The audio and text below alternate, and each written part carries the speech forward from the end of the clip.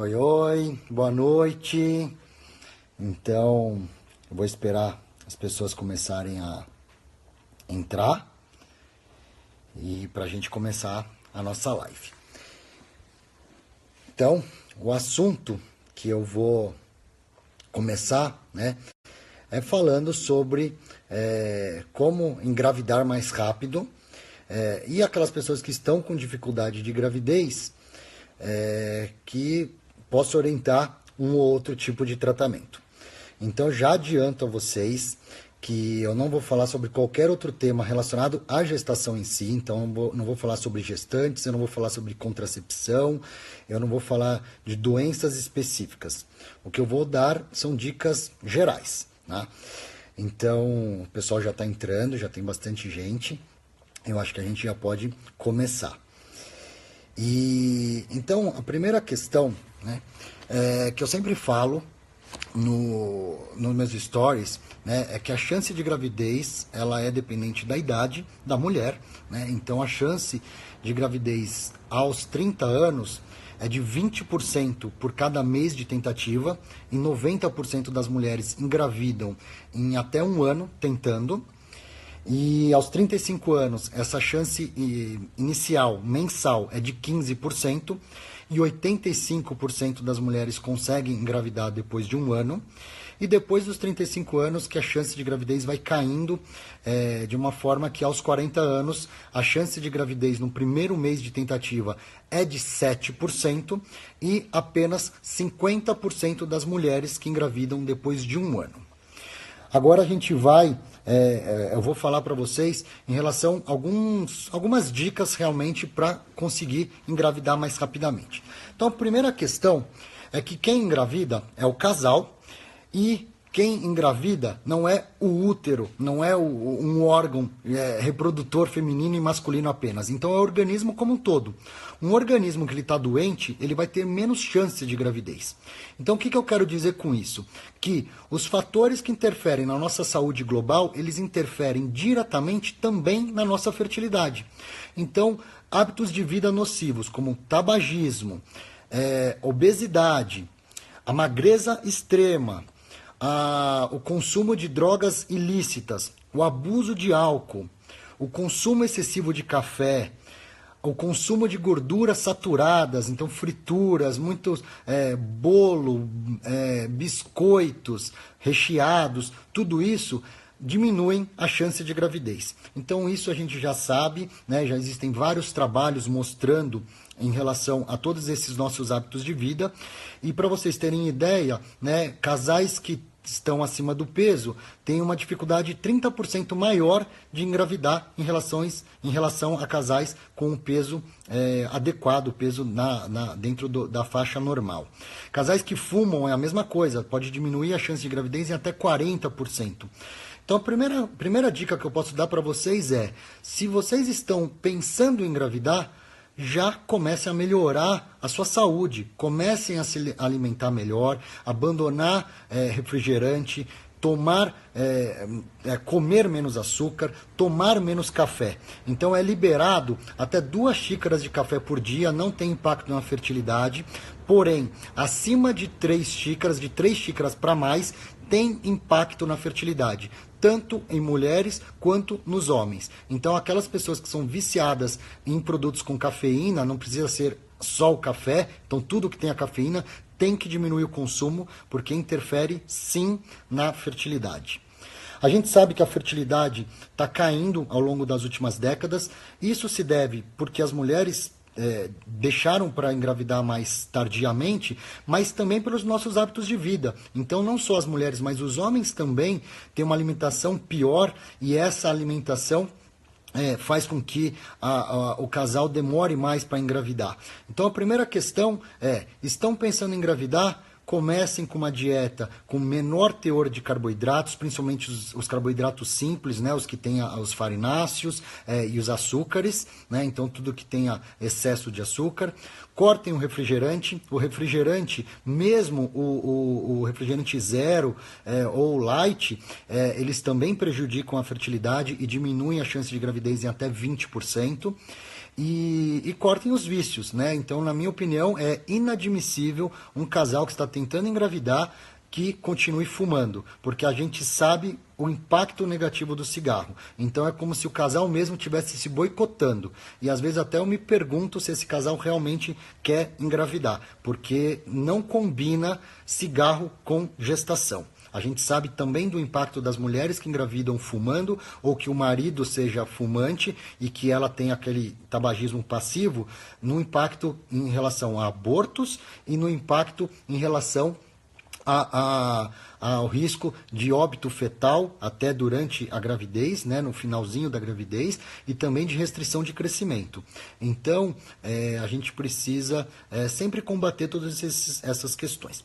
Falado isso, eu vou falar um assunto que vocês perguntam bastante. Então, a primeira questão é em relação às vitaminas. Então, todo aquele casal que está pensando em engravidar devem fazer uso de algumas vitaminas que são fundamentais nesse processo. Então, a gente vai falar basicamente das vitaminas do complexo B, né? Dentre elas a vitamina B9, que é o famoso ácido fólico. Então todas as mulheres devem fazer a suplementação do ácido fólico ou da sua forma ativa no organismo, que é o metilfolato, que é a forma mais correta de fazer essa suplementação. O ácido fólico ele deve ser tomado em doses que sejam doses adequadas, não pode ser uma dose muito baixa, nem uma dose excessiva. Então, toda a vitamina tem que ter doses adequadas, e a melhor maneira de descobrir se a dose que você está tomando é a dose adequada é dosando o próprio ácido fólico na corrente sanguínea. Então, é possível fazer esse exame, né, na corrente sanguínea, um exame de sangue, e aí a gente sabe como é que está a dose do ácido fólico.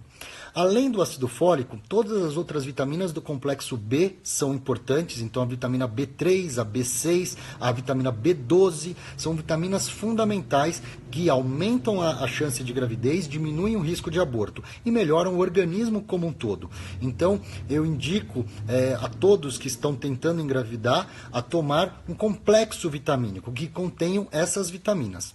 A vitamina C, ela também interfere com a imunidade, então é importante que a imunidade esteja em ordem, e então é uma vitamina importante, além da vitamina A e a vitamina D. A vitamina D ela é produzida através da exposição solar, então quando a gente fica exposto ao sol é a forma com que a gente aumenta a vitamina D, só que infelizmente no nosso meio, principalmente aqui em São Paulo, mas no Brasil todo, a porcentagem de mulheres com deficiência de vitamina D é muito grande. Então a gente começa a suplementar através de comprimidos, já que a maioria da população não tem acesso ao sol diariamente por causa do trabalho e fica no escritório, e tudo isso dificulta. E aí os níveis ideais na corrente sanguínea de vitamina D é acima de 30, mas a gente gosta de acima de 40, que aumenta a fertilidade, diminui o risco de aborto e aumenta a chance de gravidez. Então, a vitamina D é fundamental. Naquelas mulheres com síndrome dos ovários policísticos ou com endometriose, essa suplementação da vitamina D ela se torna ainda mais importante. Então a vitamina D é importante para todas as pessoas, inclusive para os homens, porque também tem impacto na produção de espermatozoides, mas nas mulheres mais ainda, né, porque vai ajudar o útero a reconhecer o embrião e modular o sistema imunológico, e isso tudo faz com que aumente a chance de gravidez e diminua o risco de aborto. Outra vitamina importante, que não é tão bem uma vitamina, mas é um antioxidante importante e que sempre a gente passa para aquelas mulheres mais velhas, principalmente, onde o óvulo é mais envelhecido, né? Como eu sempre falo para vocês, que a mulher nasce com estoque de óvulos e esses óvulos vão envelhecendo e vão perdendo em qualidade. Então, um antioxidante importante que a gente suplementa é a coenzima Q10. Então, a coenzima Q10, ela está presente nas nossas células, inclusive nos óvulos, e aí essa suplementação é importante nessas mulheres acima dos 35 anos. Além de falar das vitaminas e dos hábitos de vida, então eu vou falar agora de dicas práticas de como o casal deve pensar para ter relações no período fértil. Então, como funciona o ciclo menstrual da mulher? Então, a gente divide o ciclo menstrual entre a primeira fase do ciclo, que é a fase proliferativa, né, a fase folicular, e que vai desde a menstruação até a ovulação. E a segunda fase do ciclo menstrual, ela é variável, ela não é variável. A segunda fase do ciclo menstrual, ela vai da ovulação até a menstruação. E a primeira fase do ciclo menstrual é a fase que ela é variável. Então, quando a mulher menstrua e ela pode demorar 12 dias para ovular, ela pode ovular no 14º, no 16º ou no 20º dia do ciclo. Então, isso é extremamente variável. Já a segunda fase do ciclo menstrual, depois que ela ovulou, se ela não engravidou naquele ciclo, ela vai ter uma fase fixa, que dura 14 dias. Então, se ela não engravidou, 14 dias depois de ter ovulado, ela vai menstruar. Então, o que eu quero dizer com isso? Que a gente só descobre que a mulher realmente ovulou 14 dias depois, quando ela menstruou. Então a gente sabe que ela teve a ovulação 14 dias antes. Só que isso, para os casais que têm um ciclo irregular, não serve. Porque aquelas mulheres que ela tem um ciclo ovulatório, um ciclo regular de 28 dias, significa que ela está ovulando no 14º. Se ela tem um ciclo de 30 dias, ela está ovulando no 16º dia. Se ela tem aquele ciclo de 32, no 18º, e por aí vai. Agora, quando é irregular, a gente não sabe exatamente o dia que ela está ovulando.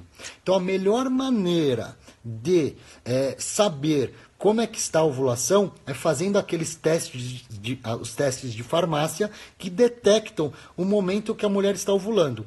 Esses testes, eles detectam o pico de um hormônio que é o LH. E depois desse pico é que a mulher vai ovular.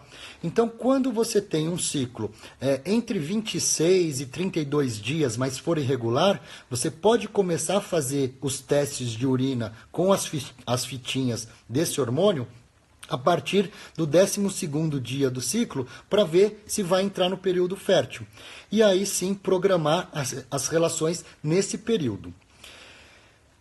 Uma outra forma de a gente descobrir o período fértil é através dos sintomas físicos, mas isso nem sempre é uma regra, nem toda mulher tem, e muitas podem ter os sintomas, mas mesmo assim não ovular. Então, o aparecimento daquele muco que fica mais fluido, que a mulher percebe como uma clara de ovo, isso indica sim que ela está próxima de ovular, mas não é garantia de ovulação. Então isso é importante, porque a clara de ovo significa que está no período fértil, mas mesmo assim ela pode não estar ovulando. Aquela mudança de temperatura basal é muito mais difícil da mulher avaliar, porque ela tem que medir todos os dias no mesmo horário para saber esse momento. Então hoje em dia a gente deixa esses testes, né, em segundo plano, porque a gente consegue monitorar através de testes de farmácia. E aquelas que estão em dúvida se elas ovularam ou não, um exame que é importante, que pode ser feito e que pode ser pedido para os ginecologistas gerais, é o exame da progesterona. A progesterona é um hormônio que é produzido pelo ovário somente depois da ovulação. Então, se a progesterona no 20º dia, 22º dia do ciclo menstrual tiver elevada, significa que a mulher ovulou. Se tiver baixa, significa que não houve ovulação, houve uma ovulação ineficaz. Então, é uma forma de saber se está ovulando ou não. Em relação a ter relações sexuais em determinados dias do ciclo. O que é melhor? Ter relação todo dia? Ter relação um dia sim, um dia não? Ter relação um dia antes da ovulação, quando sabe que vai ovular? Ou no dia da ovulação? Então, como é que funciona tudo isso? Então, primeiro que não tem uma regra específica.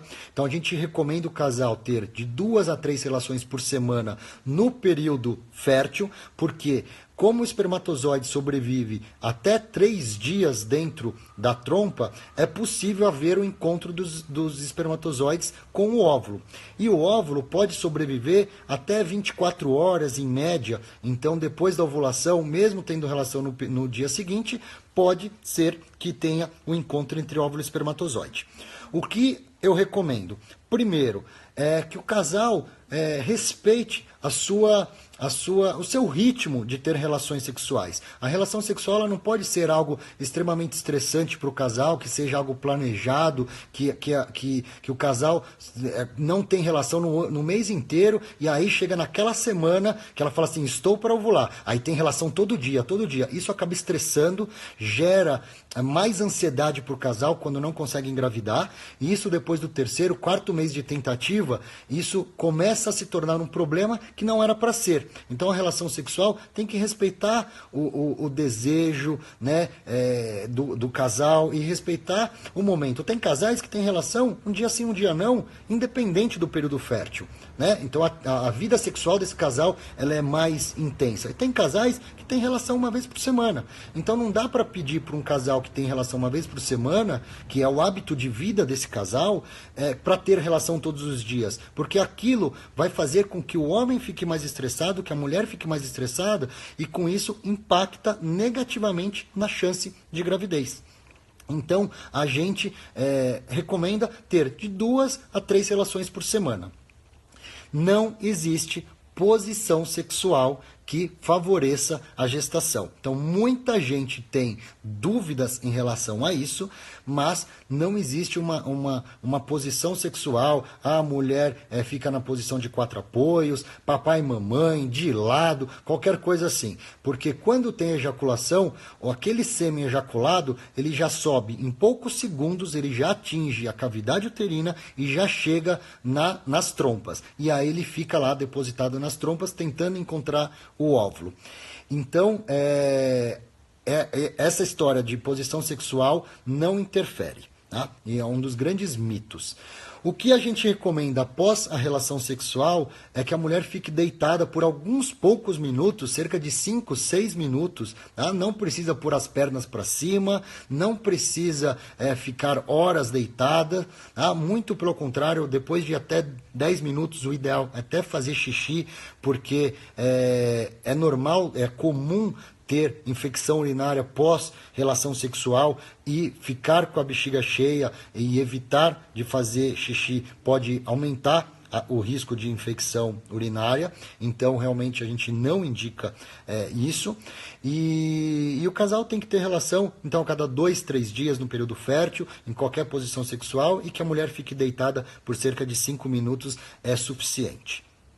Então, essas são as dicas gerais. Primeiro, cuidar dos hábitos de vida, abandonar os vícios, controlar o peso. Então, se estiver acima do peso, faça atividade física, faça dieta. Isso vai aumentar suas chances de gravidez.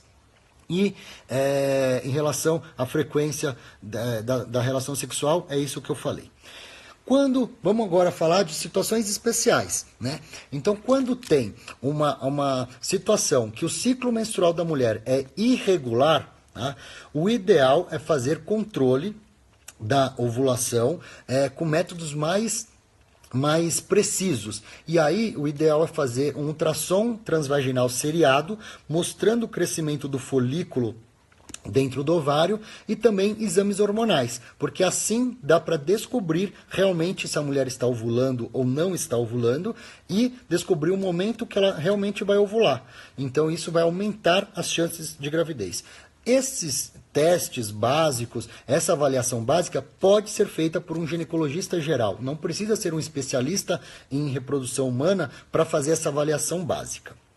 Agora eu vou falar primeiro dos casais que estão tentando engravidar, tá? E com dificuldade, quais exames que devem ser pedidos inicialmente para uma avaliação básica, e depois eu vou falar de algumas doenças específicas, porque Eu sei que muita gente está mandando, eu não estou lendo nada do que vocês estão mandando, porque senão eu me perco, né? Então eu perco a concentração. Mas eu sei que algumas pessoas já estão mandando sobre síndrome do ovário policístico, endometriose, varicocele e tudo mais. Então eu vou falar um pouquinho agora de quando procurar um especialista e o que fazer, quais exames básicos que devem ser feitos.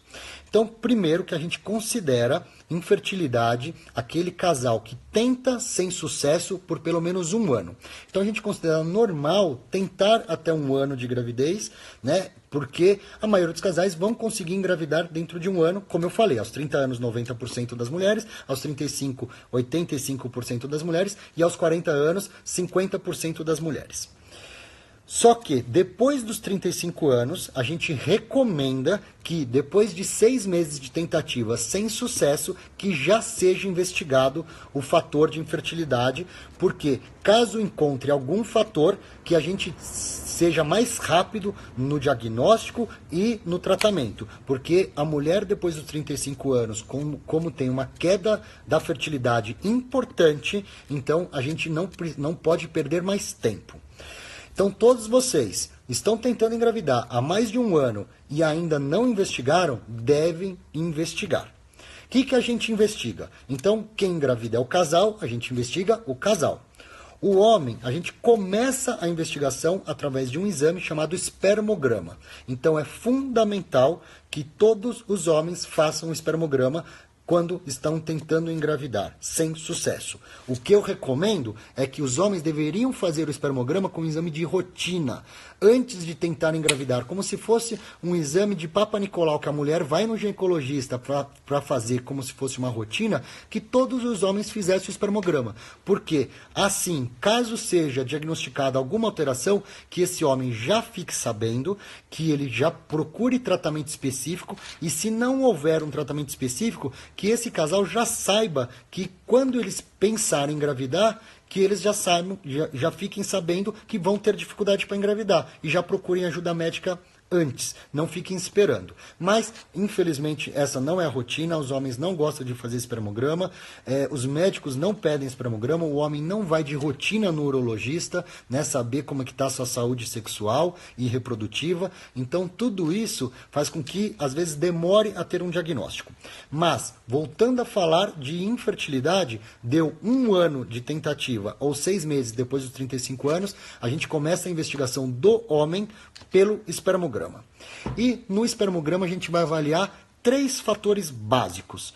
O primeiro é a concentração de espermatozoides, que deve estar acima de 15 milhões por ml. Depois, a motilidade, a porcentagem de espermatozoides que são móveis e progressivos. Então, quando o homem ejacula o sêmen no interior da vagina, os espermatozoides têm que subir e fazer uma maratona gigante para subir colo do útero e trompa. E para isso tem que ter espermatozoides móveis. E a gente chama aqueles espermatozoides móveis o A mais o B. Então, esse número A mais B no espermograma tem que passar 32%. Se tiver abaixo, a gente chama então de baixa motilidade, a gente chama isso de astenozoospermia. E quando tem uma diminuição na concentração, a gente chama de oligozoospermia. E o terceiro parâmetro é a morfologia, ou seja, é o formato do espermatozoide. O espermatozoide ele tem que ter um formato da cabeça adequado, ele tem que ter uma cauda adequada e todos os homens têm espermatozoides que são defeituosos. Às vezes não tem a cabeça é muito pequena, muito grande, uma cauda, 2 caudas, então tem alterações. Só que a porcentagem de espermatozoides que sejam normais tem que ser adequada. A morfologia ideal para ser avaliada no espermograma é o que a gente chama de morfologia estrita de Kruger.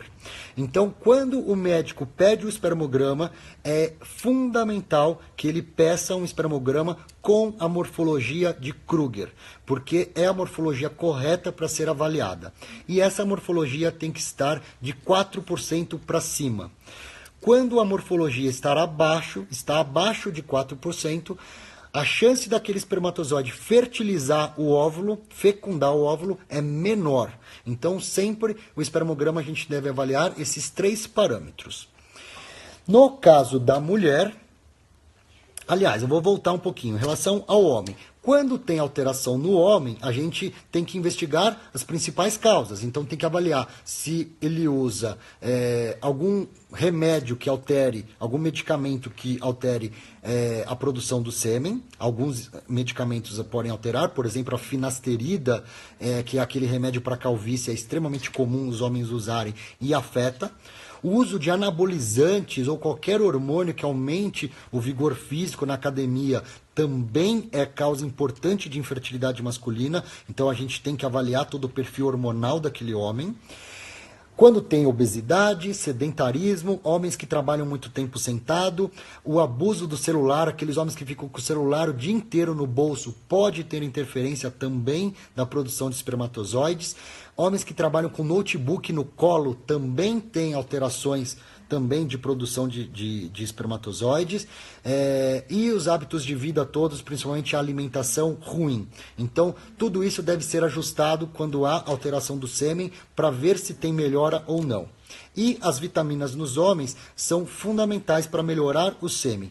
Vitaminas que contêm o zinco, selênio, a vitamina C, a vitamina E, que são poderosos antioxidantes, e a gente coloca o ácido fólico, também é importante para o homem, a vitamina D para o homem também é importante. Em relação às vitaminas, eu quero deixar bem claro para vocês que eu estou dando uma geral, porque eu não posso passar doses, eu não posso passar marcas comerciais para vocês. Eu estou passando o que é realmente importante para vocês chegarem no médico de vocês e pedirem uma suplementação. Então, o médico que deve prescrever a vitamina, porque como tudo na vida, o excesso de vitamina também é prejudicial. Então, às vezes, fala, não, nunca é demais. Também pode ser prejudicial. Ômega 3, que eu esqueci de comentar para vocês, também é importante. E o princípio ativo do ômega 3 que tem ação é o DHA. Então, é importante num polivitamínico, tanto para as mulheres quanto para os homens, mas também com supervisão médica. Então, tudo isso, vocês sempre têm que ter supervisão. Mas, voltando ao assunto para a gente não se perder aqui. Então, em relação aos homens, quando tem alteração do sêmen, tem que buscar as principais causas.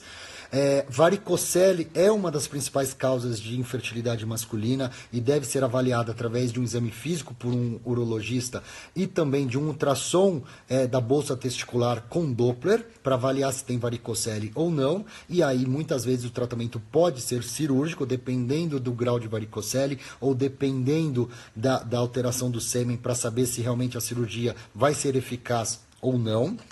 E todo o perfil hormonal, e quando tem grandes alterações no sêmen, também avaliar se não é uma questão genética. Então, alguns homens, por exemplo, podem nascer sem nenhum espermatozoide, que a gente chama de azospermia. E aí, esse tipo de azospermia pode ser por uma alteração genética. Então, o homem já nasceu com essa falha na produção de espermatozoides e só vai descobrir muitas vezes depois que está tentando engravidar um determinado tempo e depois que vai fazer um espermograma. Por isso que é importante o espermograma. E aí a gente faz toda uma pesquisa da avaliação masculina. Vale lembrar que metade dos casos de infertilidade é por fator masculino ou o homem também tem algum fator. Então, sempre deve ser investigado ambos. E é muito comum a mulher ir no ginecologista, o ginecologista revira ela do avesso e depois de 1 ano, 2 anos, é que alguém vai pedir um espermograma para o marido para descobrir que o fator de infertilidade estava no homem. Então, sempre deve lembrar. E homens que estejam me assistindo, façam um espermograma. O espermograma é um exame básico e que vai ajudar demais num diagnóstico e para uma linha de tratamento do casal. Para a mulher, vamos agora falar da mulher. Então, primeiro, o que nós precisamos saber? O que precisa para uma mulher engravidar? Ela precisa ovular. Então, a gente precisa avaliar como é que está a ovulação. Então, existem alguns exames hormonais para avaliar se a mulher está ovulando adequadamente ou não. Algumas mulheres podem ter ciclos menstruais regulares e mesmo assim não ter uma ovulação eficaz? Pode. Então, a gente pode ter o que a gente chama de síndrome do folículo não roto, síndrome do folículo vazio, A gente pode ter uma insuficiência lútea, que ela ovula, mas ela não tem um corpo lúteo, que é o cisto que fica depois no ovário, que produz progesterona. Ela pode ter uma insuficiência desse cisto e a progesterona não é suficiente para manter uma gravidez e com isso ela não engravida. Então existem vários exames para serem avaliados em questão da ovulação. Uma outra causa importantíssima de ausência de gravidez são as alterações das trompas, alterações das tubas uterinas. E o melhor exame para avaliar a tuba é o exame chamado histerosalpingografia. É um exame que é um contraste, a gente injeta esse contraste dentro do útero, o contraste entra no útero, entra nas duas trompas e cai no abdômen. E aí, nesse momento, são tirados várias radiografias, vários raios-x sequenciais e vê o trajeto desse contraste. E, dessa maneira, a gente sabe se as tubas estão obstruídas ou não, se elas estão dilatadas ou não, se elas estão fixas, se tem aderências, se elas retêm contraste, se a tuba abraça o ovário está lá para cima. Então, tudo isso interfere. E um erro muito comum que a gente vê nos consultórios, nas clínicas de reprodução humana muitas mulheres já falaram que já fizeram esterossalpingografia, que estavam normais e quando a gente vê a imagem tem alterações. Então, uma dica importante para vocês. As tubas uterinas, elas devem estar funcionantes, elas devem fazer o papel de pegar o óvulo, ajudar o espermatozoide a chegar perto desse óvulo, fertilizar o óvulo e depois levar aquele embrião gerado, que é sempre gerado na trompa, para dentro do útero. E o fato de estar apenas aberta, de passar o contraste, não significa que a trompa está normal. Então ela pode mesmo assim ter alterações. E por isso que muitas vezes existem gravidez na trompa, gravidez ectópica, mesmo com histerossalpingografia normal. Porque às vezes essa tuba está dilatada, às vezes essa tuba tem aderências e isso pode ser a causa da infertilidade do casal. Então tem que avaliar muito bem a trompa e avaliar as imagens. Então aquele médico que só avalia o laudo, mas não avalia imagens, é bom sempre pedir para avaliar as imagens também. Só que, infelizmente, não é todo mundo que sabe interpretar as imagens. Uma avaliação. Se a mulher está ovulando, se as trompas estão em ordem, a gente precisa avaliar a questão uterina. Então, a melhor forma de avaliar o útero é através de um ultrassom transvaginal, que já veria pólipos, veria miomas, formato do útero, a espessura do endométrio, como é que está esse endométrio, se tem algum sinal de adenomiose, que é uma irregularidade ali da interface entre endométrio e a camada muscular, que é um tipo de endometriose. Então dá para avaliar de diversas maneiras através de um ultrassom. Porém, uma avaliação mais ampla precisa de outros exames, como uma histeroscopia diagnóstica que coloca uma câmerazinha dentro do útero. Então a gente não pede de rotina para os casais antes de engravidar, mas naqueles casais com infertilidade é um exame que complementa, que a gente avalia, porque muitas vezes pode não aparecer nada no ultrassom, e muitas vezes uma ressonância magnética. Lembrando que endometriose, que é uma das principais causas de infertilidade feminina, não é vista habitualmente no ultrassom transvaginal comum. Então, o ultrassom que avalia a endometriose é um ultrassom com preparo intestinal. E, além do ultrassom com preparo intestinal, uma ressonância magnética também com preparo intestinal específica para endometriose. Não adianta fazer uma ressonância magnética comum, qualquer, e nem um ultrassom qualquer, porque não vai diagnosticar endometriose, e aí vocês ficam com a falsa impressão que não tem endometriose.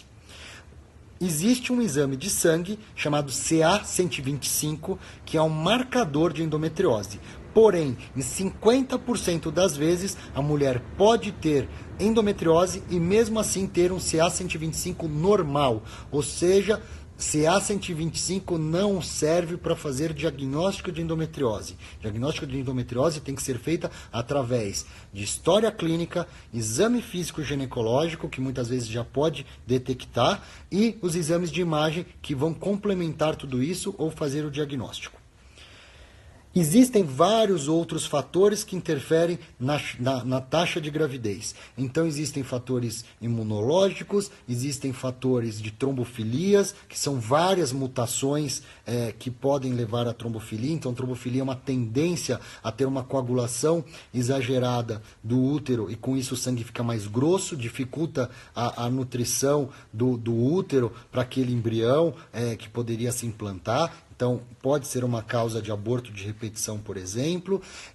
Existem causas que o sistema imunológico pode atacar as células do embrião e, com isso, a levar a não gestação ou aborto de repetição. Existem várias outras causas importantes de infertilidade, sendo que a grande maioria das causas tem tratamentos específicos.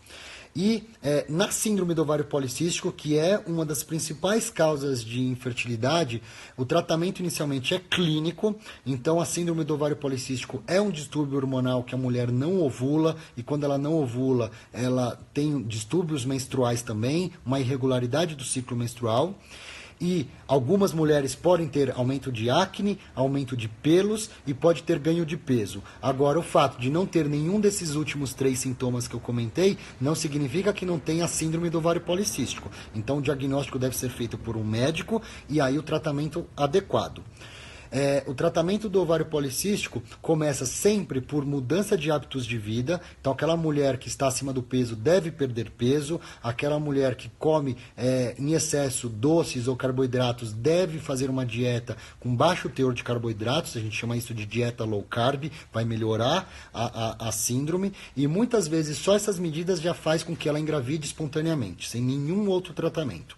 Quando esses tratamentos não surtem efeito, ou aquela mulher que tem ovário policístico, mas ela já é magra, ela já tem uma alimentação adequada, a gente faz o tratamento com indutores da ovulação. Então, a gente faz indutor da ovulação sempre com acompanhamento médico. Eu não indico, não recomendo a fazer indutores da ovulação por conta própria. A gente sabe que isso é muito comum, chega lá na farmácia, compra lá o indutor e aí começa a tomar por conta. Por que eu não recomendo? Primeiro, porque ele tem muito efeito colateral. Segundo, que você pode ter uma superovulação e liberar 4, 5 óvulos e engravidar de quadrigêmeos, porque não ficou nem sabendo quantos folículos estaria liberando. Então, sempre deve fazer com acompanhamento de ultrassom, acompanhamento médico. E depois, se não surtiu efeito, aí sim pensar nos tratamentos de reprodução assistida. Em relação à endometriose, os tratamentos podem ser cirúrgico, através de uma videolaparoscopia ou a fertilização in vitro, e também vai depender do grau de endometriose, da reserva ovariana, do fator, se tem fator masculino associado ou não, a idade da mulher. Então vai depender de vários fatores para a gente saber se o melhor tratamento é uma fertilização in vitro ou se o melhor tratamento é a videolaparoscopia. Então cada um vai ter vantagem e desvantagem. E muitas vezes a gente até associa um tratamento com outro. Então a mulher muitas vezes pode precisar de ambos para chegar ao objetivo final, que é engravidar.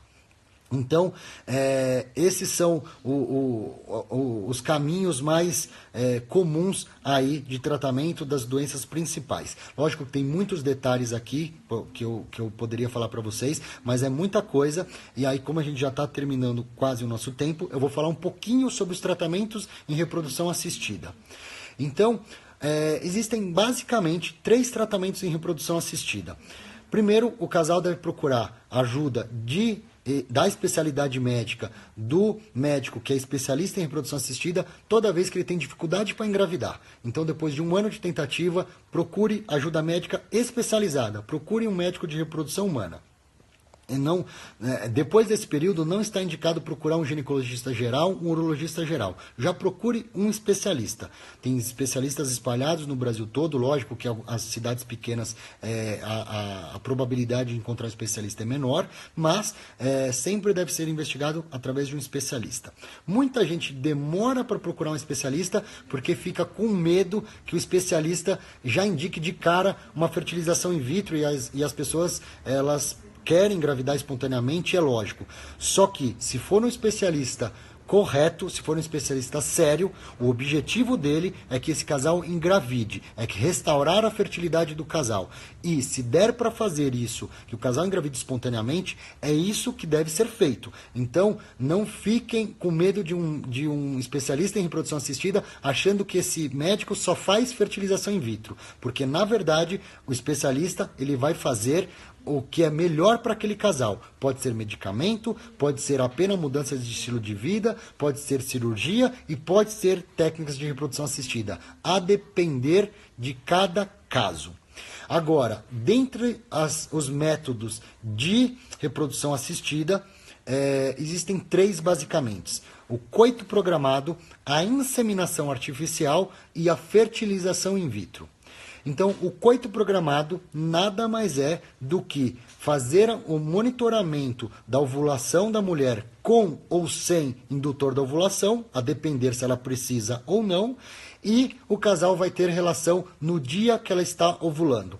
Isso serve muito para casais que não sabem quando a mulher ovula, casais que têm poucas relações sexuais, ou porque o marido trabalha em cidades diferentes, ou tem aqueles trabalhos que não tem uma certa rotina, e aí esse casal realmente perde muitos meses de tentativa por causa disso, né? Então o coito programado pode ajudar esses casais, mas basicamente é o tratamento ideal para mulheres com síndrome do ovário policístico, porque o fator desse casal é apenas a ausência de ovulação. Só que para isso, para dar certo, as trompas têm que funcionar, o sêmen tem que ser um sêmen compatível com gestação. Se tiver alguma coisa alterada, o coito programado não vai adiantar.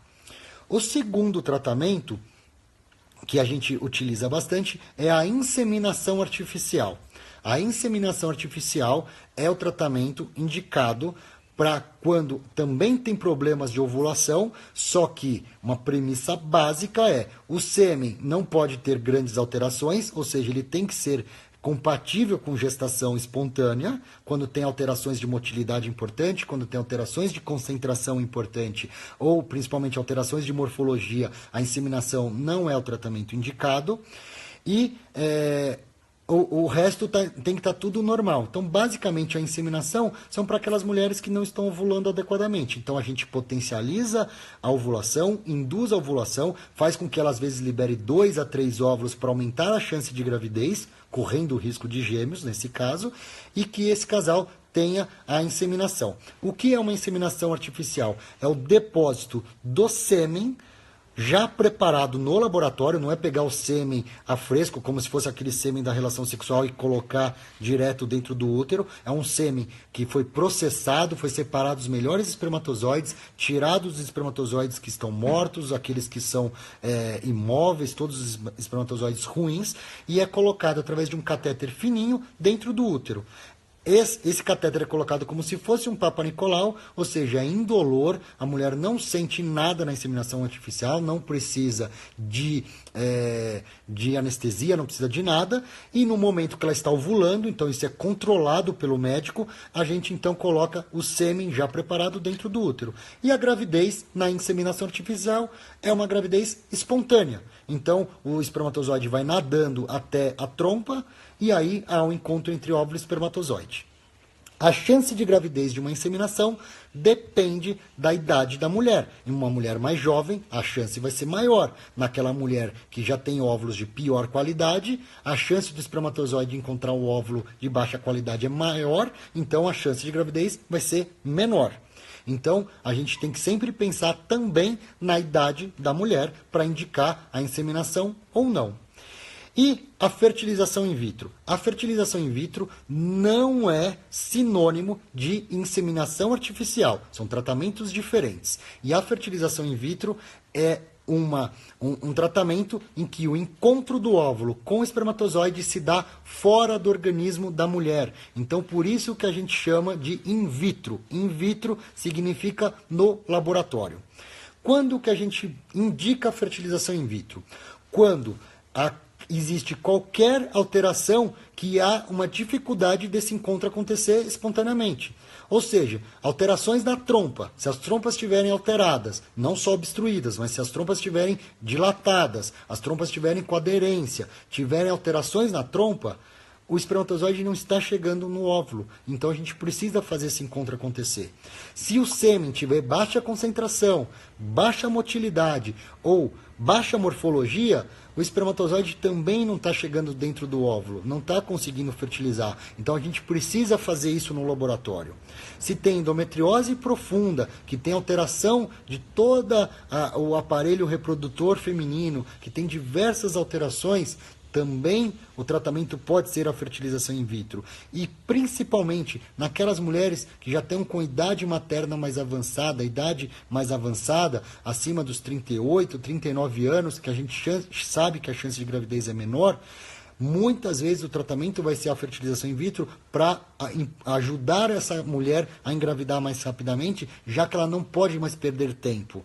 Os óvulos vão acabar com um tempo menor, então a gente precisa potencializar a chance de gravidez. E muitas vezes a fertilização in vitro vai ser o caminho. Lógico, para indicar uma fertilização in vitro vai depender de vários fatores. Então, basicamente, alteração do sêmen é importante, alterações das trompas. Por exemplo, algo que é muito comum e que eu não comentei aqui, é naquele casal que o homem já tem vasectomia. Então, o homem que já tem vasectomia, ele tem o sêmen, mas não tem espermatozoide no sêmen. Aquela mulher que tem laqueadura, ela ovula, só que a trompa está obstruída por uma cirurgia. Então, esse casal também pode engravidar através de uma fertilização in vitro. E muita gente não sabe. Então, muitas pessoas acham que o casal que já tem vasectomia ou que já tem laqueadura não pode mais engravidar. E pode engravidar através da fertilização in vitro. Quando que a fertilização in vitro está indicada? Também em casos que a gente precisa selecionar um embrião normal. Então, muitas vezes tem alteração genética, tem alterações do óvulo ou do espermatozoide. Então, a gente consegue sim selecionar o embrião normal. Naqueles casais que tem aborto de repetição, que a gente sabe que pode ser por uma causa genética, é possível evitar um novo aborto ou diminuir a chance de um novo aborto através da fertilização in vitro, fazendo análise genética do embrião. Aquelas mulheres que já têm 41, 42 anos, que a chance de um aborto espontâneo é enorme, chega a quase 50% das gestações aos 42 anos, por exemplo. Então, a fertilização in vitro pode ajudar esse casal a conseguir um bebê saudável em casa. Então, tudo isso tem indicação de fertilização in vitro. E aí, como funciona a fertilização in vitro? A mulher também vai fazer o estímulo hormonal para a gente ter mais óvulos e, dessa maneira, a gente tem o estímulo hormonal acompanhado com ultrassom e, em vez de ela ovular espontaneamente, nós vamos fazer a retirada desses óvulos. A retirada dos óvulos é feita no momento adequado, geralmente entre o 13º e 14º dia do ciclo menstrual, mas sempre monitorado com ultrassom para saber o momento adequado. E a retirada dos óvulos é feita por via transvaginal, é uma agulhinha que fica acoplada a um ultrassom transvaginal que a gente entra dentro do ovário e aspira o folículo. O folículo é uma bexiguinha d'água que o óvulo está lá dentro. E a gente aspira esses folículos e coleta esses óvulos. Para fazer esse procedimento, a mulher é anestesiada, então a paciente recebe uma sedação, ela não sente dor, ela não está sentindo nada por causa da anestesia. O procedimento dura 15 a 20 minutos e aí, no mesmo dia, a gente coleta o sêmen do marido. Então, o marido vai colher o sêmen através da masturbação, quando tem espermatozoides no ejaculado, e muitas vezes naqueles homens que não têm espermatozoides no ejaculado, mas que têm no testículo, que podem produzir no testículo, ou seja, homens com vasectomia, ou homens que têm azospermia, mas que a gente sabe que pode ter espermatozoides dentro do testículo, a gente faz uma biópsia no testículo e aí já retira os espermatozoides. Então, mesmo homens com azospermia podem sim ter espermatozoides no testículo e fazer a fertilização in vitro. Mas, de qualquer forma, a gente precisa do óvulo, coleta dessa forma, e tem o sêmen, que a maioria das vezes, quando tem espermatozoides, é através da masturbação. E aí faz o encontro do óvulo com o espermatozoide no laboratório, por isso que chama fertilização in vitro. E dessa maneira a gente tem o encontro, gera embrião, nem todo óvulo coletado vai ser fertilizado pelo espermatozoide, por isso que a gente coleta vários. Quanto mais óvulos, maior é a chance de ter um embrião bom no final desse processo. Esses embriões ficam no laboratório nas mesmas condições que estariam dentro do organismo da mulher, dentro da trompa, mesmas condições de temperatura, dos gases, do oxigênio, do nitrogênio e tudo mais, né? Então todos os nutrientes adequados de uma forma artificial, numa incubadora, com tudo controlado, né? E aí, no momento adequado, quando esses embriões já atingem o estágio ideal, a gente transfere através de um catéter bem fininho para dentro do útero. E aí a mulher recebe esses embriões, não precisa de anestesia, não precisa de nada para receber embrião, e aí ela precisa ficar em repouso durante cerca de 24 a 48 horas. Então, é uma dúvida muito comum de quem faz fertilização ou já fez fertilização, qual é o tempo de repouso. E vale lembrar que repouso em excesso é prejudicial, diminui a chance de gravidez. Então, a gente indica um repouso de até 48 horas, não mais do que isso. Depois disso, é vida normal, então não tem restrições, exceto relação sexual e atividade física, mas pode dirigir, pode trabalhar, pode ter vida normal. E depois de alguns dias que recebeu o embrião, é que faz o teste de gravidez.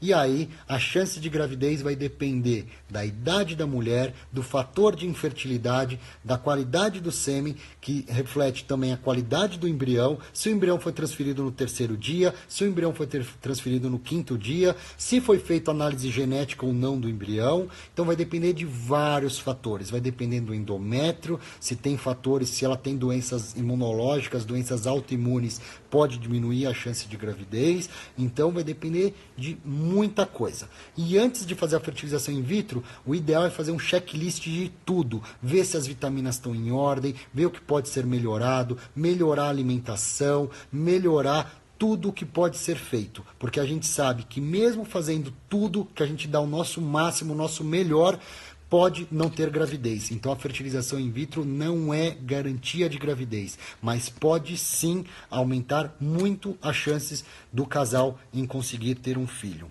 E a taxa de gravidez vai depender de vários aspectos.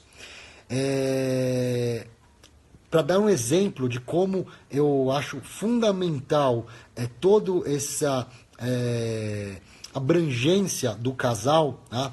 Todos os casais que fazem tratamento lá na nossa clínica passam com a nutricionista para ajustar a dieta, o que a gente chama de dieta da fertilidade. Então a gente faz um ajuste da alimentação do casal.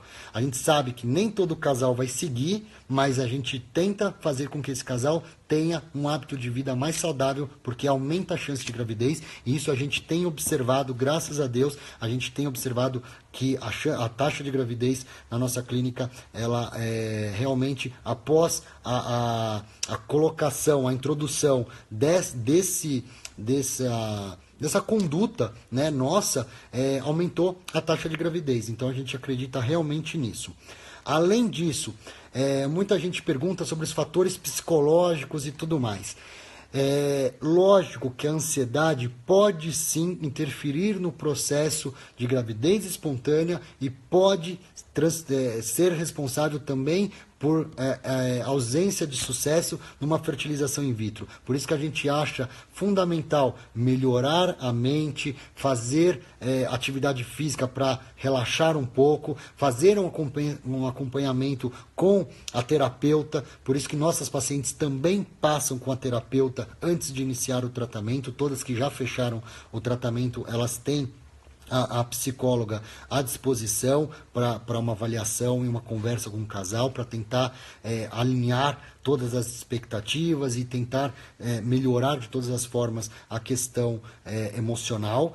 A gente sabe de tudo isso, mas não acreditem na história quando alguém falar para vocês que vocês não estão engravidando só porque estão ansiosos, que é só relaxar que passa, porque é extremamente comum vocês ouvirem isso e a gente sabe que a maioria dos casos não foi investigado tudo, não teve uma avaliação completa e muitas vezes tem uma causa orgânica, uma causa que impede a gravidez e que o casal perdeu tempo, ficou lá 3, 4 anos tentando só porque falavam que era só para relaxar.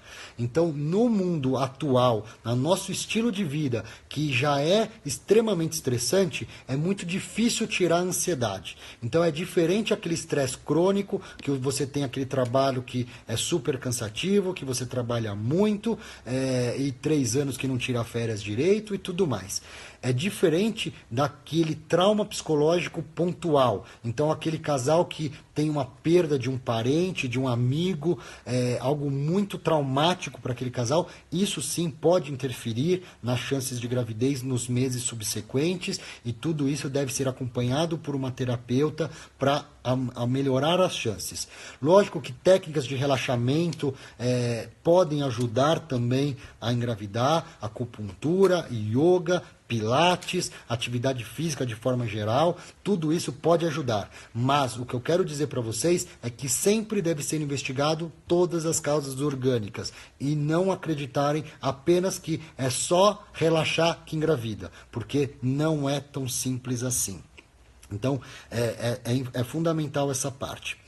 E dentro de tudo isso, né, então eu acho que o que eu queria passar para vocês, eu não vou entrar aqui em detalhes de fertilização in vitro, eu sei que quem está ouvindo aqui é desde pessoas que estão pensando em engravidar, aquelas pessoas que já estão tentando há 1, 2 meses, então querem pegar algumas dicas para tentar engravidar mais rapidamente, até aquelas pessoas que já fizeram 4, 5, 10 fertilizações in vitro, que já sabem tudo que eu já falei, só que eu não vou entrar nesse vídeo, nessa live, eu não vou entrar nos detalhes de uma fertilização in vitro, sobre falhas de implantação e tudo mais, porque eu acho que a gente tem que colocar em categorias, né? E o objetivo era como engravidar mais rápido, e eu queria dar uma palhinha para vocês.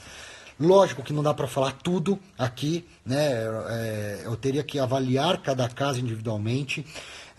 Peço 1000 desculpas para as pessoas, centenas de pessoas que me mandam direct perguntando sobre algumas coisas. Primeiro, queria deixar bem claro, e é bom eu ter essa oportunidade agora. Eu não consigo, eu não dou conta de ver todos os directs. Tá? Então, eu até vejo muitos, mas eu não consigo ver todos, porque eu recebo realmente muitos.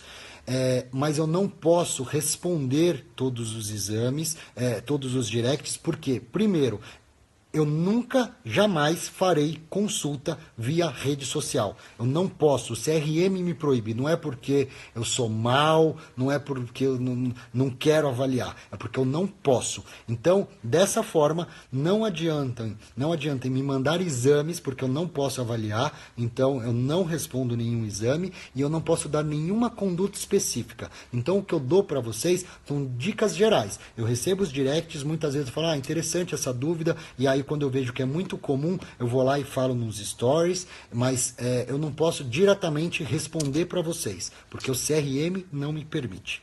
Tá? Então, as pessoas que têm interesse e precisam de ajuda, fiquem à vontade para marcar consulta, vai ser um prazer ajudar todos vocês.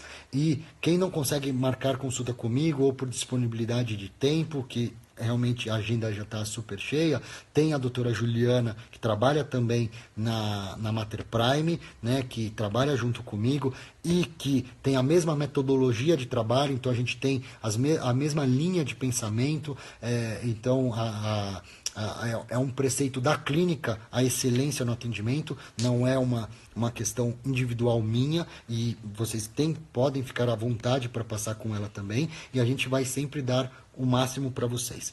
Aqui, para eu terminar de vez, porque agora minha filha acordou e eu preciso dar atenção para ela e dar atenção para minha esposa, e né, muita gente que me conhece há mais tempo sabe que eu acabei de ter uma bebê, né? Então a gente está aqui com uma bebê aí que nasceu no dia 9, então faz 9 dias apenas, e aí eu preciso dar atenção para elas.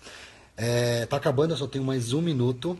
E eu queria agradecer de verdade a todos vocês que me acompanharam. Espero que tenha sido interessante de alguma forma, né? Que eu tenha dado alguma dica, pelo menos, e que ajude, né? Então eu recebo muitos directs de pessoas que falam: nossa, só pelos seus stories me ajudou e eu consegui engravidar depois de ter feito tal coisa. Foi isso que eu tentei fazer aqui, né? Então eu sei que eu não vou responder tudo que vocês me mandam, infelizmente, não consigo, mas eu tentei ajudar da melhor maneira possível, embora esteja com tudo conturbado. Eu acho que era importante eu fazer isso por vocês, tá bom? Então, um beijo, beijo grande. Eu vou tentar salvar a live agora, então, para ver quem não conseguiu assistir desde o começo, que assista, e quem não conseguiu vai ter 24 horas para assistir tudo isso, tá bom? Foi um prazer de verdade. Boa noite.